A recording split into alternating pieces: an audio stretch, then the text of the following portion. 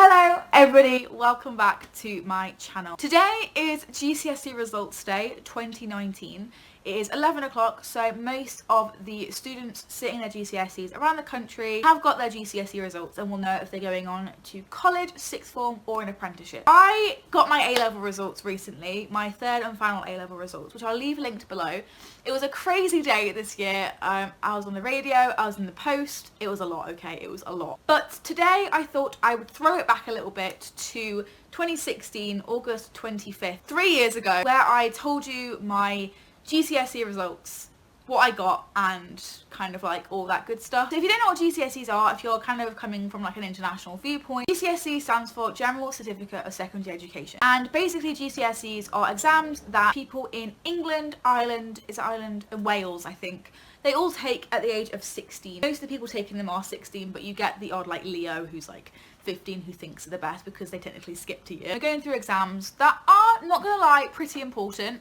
A lot of the teachers at GCSE do try and say that they're more important than they are, but they still are important. They do aid you a lot in life. They can lead you on to sixth form or college. And I got my GCSE results when I was 16 and I made a reaction results video to my GCSE results, and today we're going to react to it, which is very exciting. I'm about to see my 16-year-old self in the flesh.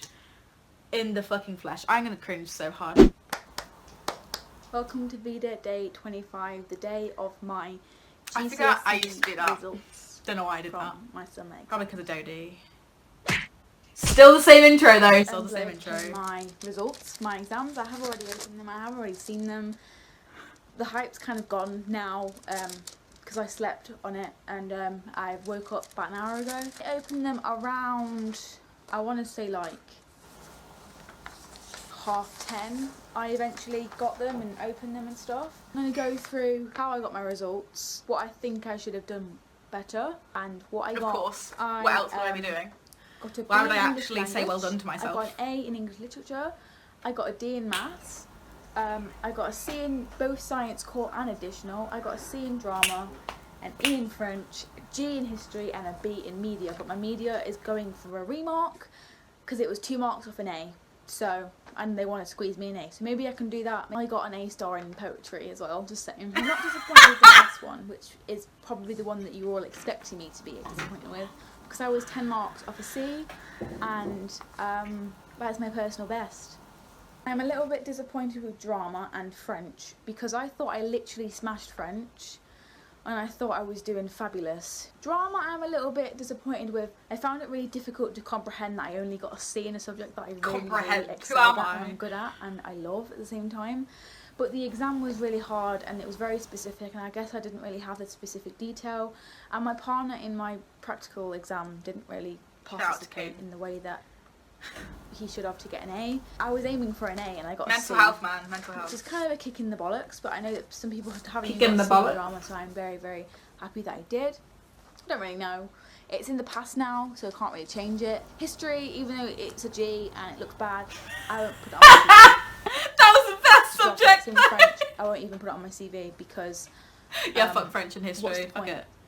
Okay, so moving on to how I got my results. I am a massive lover and believer in flashcards. I still am. Piles and piles and piles of flashcards A-levels were all in every flashcards. single subject, except from English, media and maths, I think, because I didn't really know how to do flashcards for those kind of subjects. I also downloaded an app called Duolingo. If you are studying French or German or Spanish at school right now and you want a good app to kind of learn stuff with, I would start now. Not sponsored. On Duolingo. It's free on the App Store. Not sponsored. Incline websites and apps on my phone, because don't do that. Phone. Literally, I'm don't do that. The most obsessed with their phone. Please don't do that. Before you start lock it away in your drawer, revising and being like, yeah, I'm gonna pass everything. I think what you need to do is you need to experiment with how you remember things. So if you're watching this right now and you're going in year 11, then throughout the summer holiday, I would test yourself on things like, I don't know, go back to your year 10 notes on science or something like that, or revision notes from back in the day. I've lost. And see how you remember them best. Do you remember them by writing over, or do you remember them seeing them every day, or do you remember them like seeing them once in a flashcard or whatever? And I regret not doing this sooner. When teachers turn around to you and say that you need to start revising, please take that as I need to revise, and if you aren't, then what are you doing? True. I could have like done the whole exam process all over again. I think the one thing I would do is definitely start revising earlier than I did. Like year 11 is non-stop work and hustle to get your grades, and if you don't catch up, then you're not going to get them. That is the simple thing. Like, grades aren't going to be just handed to you on a silver plate because you were nice to the teacher or you got along with the class and had banter. Who thinks You've that? got to actually get your head down and work. Starting college soon. My enrolment day is actually tomorrow. It's partly where I wash my hair. A positive thing is that I don't accept defeat, and I never, when something is hard, I never walk away from me or from anyone. I feel like when people do walk away from you when times get hard, it really shows who they are as a person. 1, 4, 3, 5. Where did that even come from? What am I talking about? What?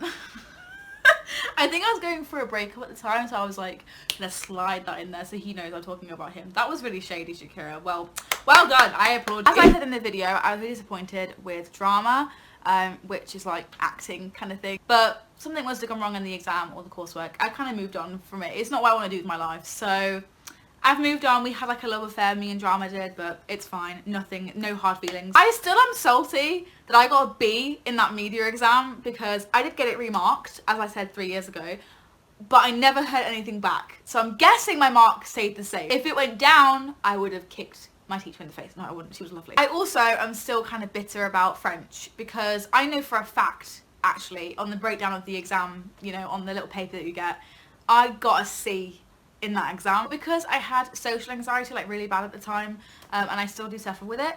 I got an E in the coursework. History, I got a G, I'm pretty sure, because the day before, like the night before my history exam, there was the Pulse shooting. Maybe it wasn't Pulse specifically, but it was a shooting of some kind, and I think Christina Grimmie also happened around this time too. So my mind was very in social justice warrior mode, and so I decided just to write on the piece of paper about why we shouldn't have guns.